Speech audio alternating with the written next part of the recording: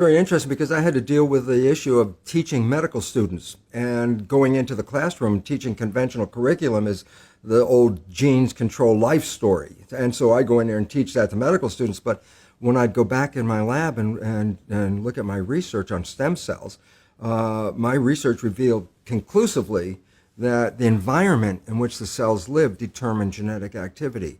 So it's complete opposite of what I was teaching in medical school. And the difference is profound. The conventional story, almost everybody's programmed with genes turn on and off, and then they control the character of your life. And if you buy that story, which I did and which I was teaching, it really means that we're victims of our heredity. We didn't pick the genes as far as we know. You don't like the traits, you can't change the genes, and the genes appear to turn on and off by themselves.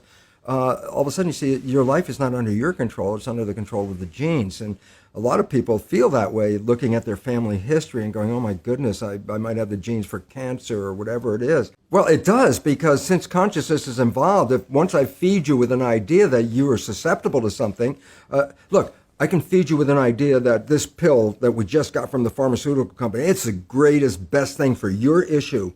And I give you this pill and you get better. And then later you find out it was a sugar pill, and everybody goes, yeah, that's called the placebo effect. And I go, what does it really mean? I said, you didn't get healed by the pill, you got healed by the belief in the pill.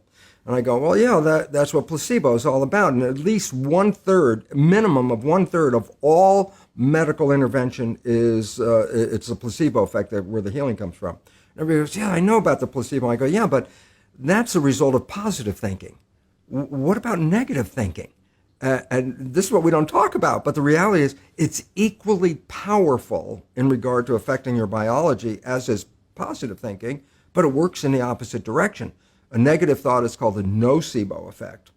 Can cause any disease, and you can die. If you believe you're going to die, you can die from the belief. So we really have to watch out, because as psychologists would tell us, 70% or more of our thoughts are negative and redundant, replaying the same negative thoughts. I go, if thoughts had nothing to do with it, fine. But thoughts, positive or negative, shape our biology. And all of a sudden it says, well, now it's time to wake up, because our negative thinking is manifesting a negative life experience. It's just me saying this. It was me saying this when I first started doing this work in 1970.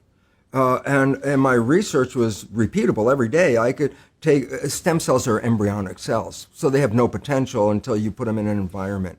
And then depending on the culture medium, by the chemistry of the culture medium, I can make the cell become a muscle cell, change the culture medium, make the same cell become a bone cell, or change it again and make the same cell become a fat cell. And genetically, the cell's the same. It was the environment that I was changing.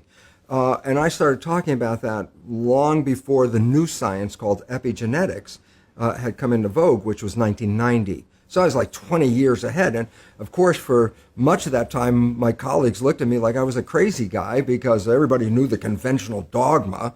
And I was, coming up with a whole different line of belief about it. And now it's come into mainstream. The only problem is this: when you invest so much money into a belief system, and then a belief system isn't really right, you try to hold on as long as you can, because if you spend hundreds of billions of dollars in this belief, you don't want to just go, oh, okay, we'll just change it. So it's a struggle, but the reality is coming forward, and the public is just becoming aware of it, and it's a revolution, because, as I said, if you believe genes control your life, you're a victim of your heredity. Right. When I say genetic control, that's the belief that genes control our characters. When I say epigenetic control, almost sounds the same, but epi means above. So when I say epigenetic control, literally it's control above the genes. And this is what we now recognize, that the environment, and very specifically our perception of the environment, changes our genetic activity. So that means, well, wait, that's not a victim, because I can change my environment, I can change my perception, and all of a sudden, if I can do that, then I can control my genes. Well, we're going from victim to mastery, from genetics to epigenetics. Yeah, now what people have to understand about epigenetics is it changes the reading of the gene. It does not change the gene. Right. If you're born with gene X, you're always going to have gene X, but how will it express itself? And I go, well, it depends on your life and your character, your behavior, your environment. It's genes plus environment. If it was just genes, I would be able to tell you exactly, here's what's going to happen. But most of that is changeable by how you live and where you live. And as a result, there's only about 7 diseases that are caused by one gene, such as hemophilia, cerebral palsy is another one, Tay-Sachs disease is one. So you got about 7 major diseases, only one gene. If you got that gene, and the gene card shows it, okay, you got that gene, you're going to deal with it. All the other diseases are multiple genes. Cancer is a minimum of 12 to 14 genes, so it's not an accident. You can't change one gene and get cancer. You have to change 12 to 14 genes, and all of a sudden, then probability is a chance. It's like, no, we are creating a cancer, and we can uncreate a cancer. People have spontaneous remissions, but they change it not by changing their biology, but by changing their mind.